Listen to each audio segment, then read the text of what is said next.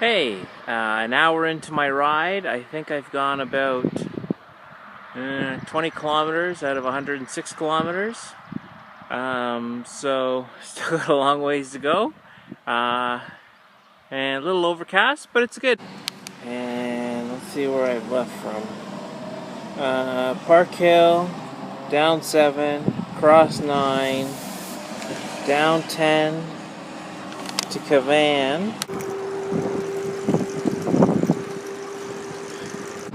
Okay, just having a little break. I'm in Cavan. So one thing I've learned is every nice hill that's nice to go down, you'll have to go up another hill after. So anyways, that's life. And then what I have to do left is Cavan to Bethany, down past Pontypool, 4 to 57.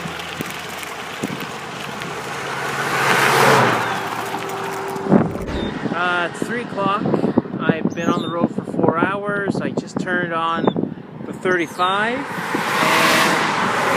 heading south towards Pontypool. So, yeah, a lot of fun.